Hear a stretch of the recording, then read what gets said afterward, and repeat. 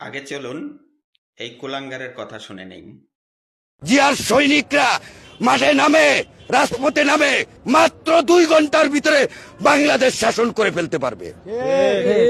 আরে জামাত, আপনারা মাঠে আসেন, আপনাদের সাথে খেলার জন্য বিএনপির অঙ্গ সংগঠন, বিএনপির নেতা কর্মী আপনাদের জন্য প্রস্তুত। আপনারা আসেন মাঠে, আমরা আছি। আমরা দেখবো আপনারা কতটুকু খেলতে পারেন। আপনাদের সাথে খেলা হবে 25 তারিখের পরে, আওয়ামী লীগের সাথে খেলা হবে পরে। সময় হলেই দেখতে পারবেন আমরা কি করতে পারি। কি বুঝলেন কথাগুলো শুনে? তারা নাকি 2 ঘন্টার মধ্যে পুরো বাংলাদেশ শাসন করতে পারে।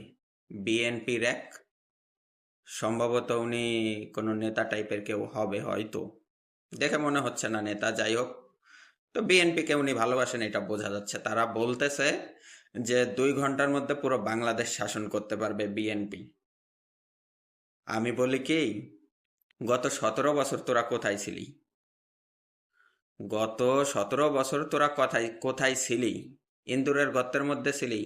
কুলাঙ্গারের বাচ্চা নিমক হারামরা। হ্যাঁ, হাজার হাজার ছাত্ররা প্রতিবন্ধী হয়ে এখন ঘরে বসে আছে। হাজার হাজার মানুষ মারা গেছে। আজ পর্যন্ত তো শুনলাম না যে বিএনপির একজন লোক এই জুলাই আন্দোলনে মারা গেছে। তোরা এত বড় নিমক হারাম, গত 17টা বছর ইন্দুরের গর্তের মধ্যে ছিলি, এখন ফ্যাসিস্ট সরকারকে ছাত্র জনতা তারাইছে, তোরা এসে বাঘের মতো হুমকি দেস। হ্যাঁ, মির্জা ফখরুল আর এক মাদার বোর্ড, সে বলে কি তারেক জিয়ার নেতৃত্বে তারা ফ্যাসিস্ট সরকারকে তারাইছে।